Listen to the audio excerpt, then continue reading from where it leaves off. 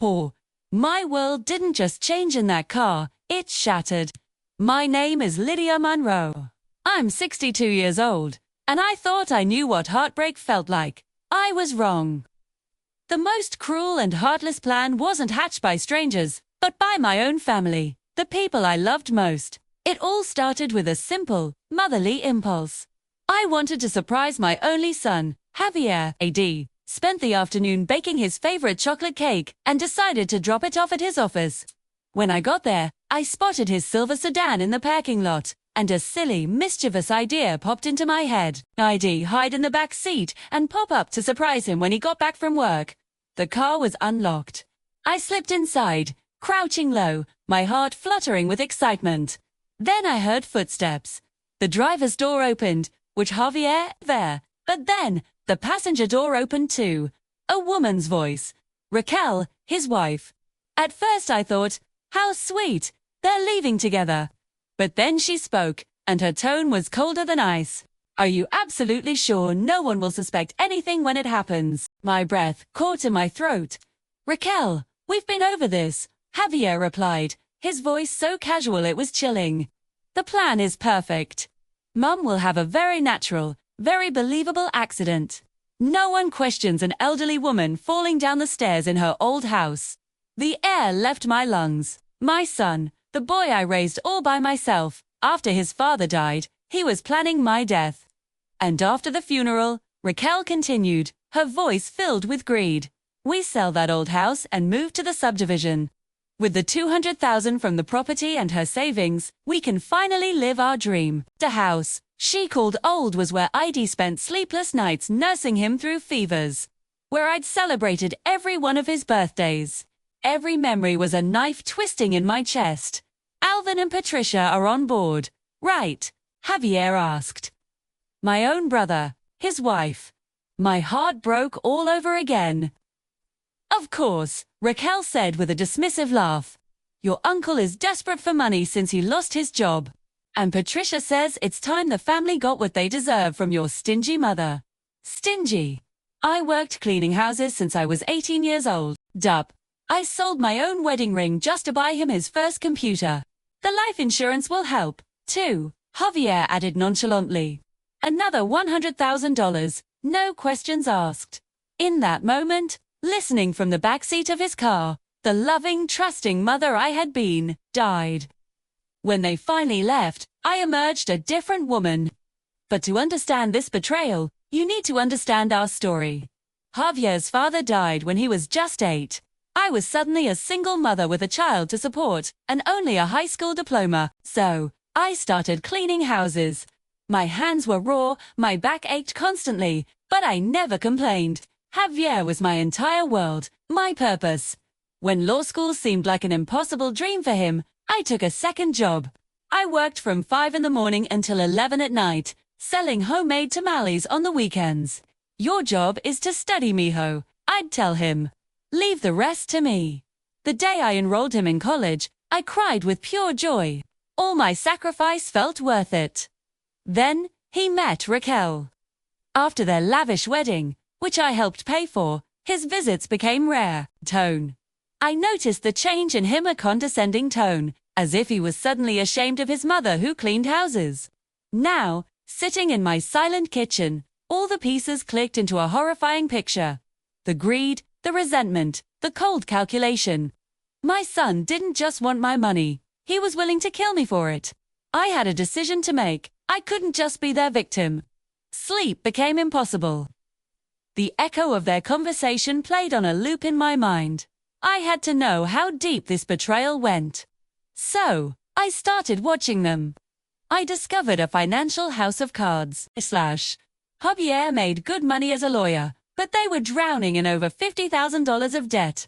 My house, my savings, my insurance, a total of $350,000, was their get-out-of-yo free card. The most devastating blow came when I overheard my sister-in-law Patricia on the phone. Lydia has always been so selfish with her money, she said. That stingy old woman is going to die sooner or later. Why wait? I confronted my brother Alvin and his wife. Instead of guilt, I was met with pure resentment. We all know you're sitting on a fortune while the rest of the family struggles. Alvin sneered. Their silence confirmed it. This was a full family conspiracy. I was completely and utterly alone. Days later, Javier called, his voice dripping with false affection. Mom, let us take you to that Italian place you like. I knew it was all a performance, but I had to play my part. At the restaurant, the concern started. Mom, we're worried about you in that big house, Javier said, his eyes feigning sincerity. Those stairs are so steep, what if you fell? Accidents happen so easily at your age, Raquel added, a little too quickly. Bag. At my house, they conducted a macabre inspection. This lighting is terrible. And this rug is loose, they pointed out, surveying the scene of my future accident. That was the night I made my decision. I would not wait for their plan to unfold. If they wanted an accident, they would get one. But I would be the one in control. I would plan my own death. With the help of my dearest friend, Beatrice, a retired nurse, we devised a plan. I would take a specific cocktail of drugs that would slow my vital signs to a crawl, simulating a heart attack. Jet. Beatrice would be the one to find me. A pathologist friend of hers at the morgue would sign the death certificate. Meanwhile, I would hide out in Beatrice's basement, watching everything through hidden cameras we installed in my house. The day arrived. I took the medication. The world slowly faded to black. I heard the paramedics arrive. Then, the words I was waiting for. I'm sorry, ma'am, she's gone. It was done. Lydia Monroe was officially dead. Now came the hardest part. Watching, I saw Javier, Raquel, Alvin, and Patricia enter my home, not like grieving family, but like a SWAT team. There were no tears. They tore through my life like vultures, negotiating over my assets while my body was supposedly in the morgue. Alvin picked up a family photo, one of me, him, and our parents, and threw it straight in the trash. We don't need this sentimental junk, he said. Any last shred of doubt I had about their motives vanished. They had to be exposed. From my hiding place, I watched them dismantle my life. I had the evidence, but I needed a platform. I needed to ensure they couldn't twist the narrative or escape justice. Beatrice connected me with Maria Elena Vargas, a tough-ass Nels investigative reporter. We showed her the recordings. This is monstrous, she whispered, her eyes wide. We'll broadcast it live. The plan was set. My family was gathering at my house for a formal reading of the will, a complete fiction they created to divide the spoils. That was when I would make my grand entrance. The morning of the meeting, I dressed with purpose. I put on the red dress I'd bought for Javier's wedding.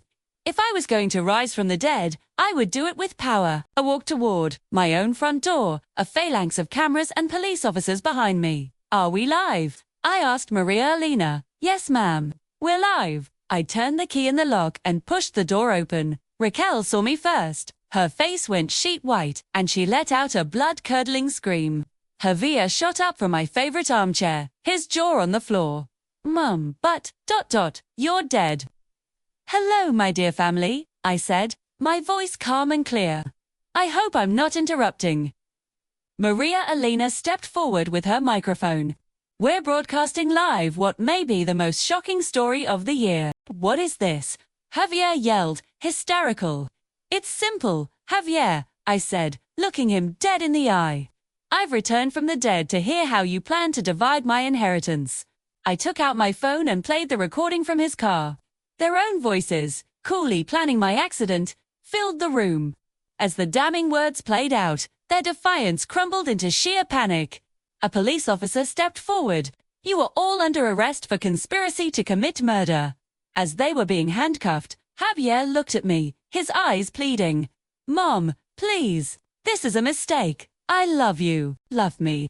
My voice finally broke.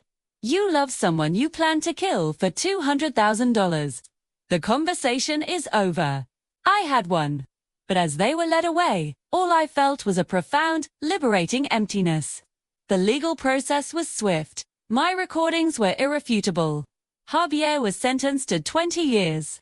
Raquel received 15. Alvin and Patricia got 12 and 10 years respectively. I sold the house, bought a small bright home near Beatrice, and donated a large portion of my savings to a foundation that helps single mothers just like I was. I found a new, chosen family, bound not by blood, but by loyalty and love. Today, I'm 65 years old, and I can honestly say I am happier than I've been in decades. I learned that family isn't defined by blood, but by the love we choose to give and receive. At 62, I was reborn. My name is Lydia Monroe, and this is the story of how I had to die to truly begin living. Thank you for listening to my story. If it resonated with you, please consider liking this video and subscribing for more real-life stories of strength and survival. Take care of yourselves and the people who truly love you.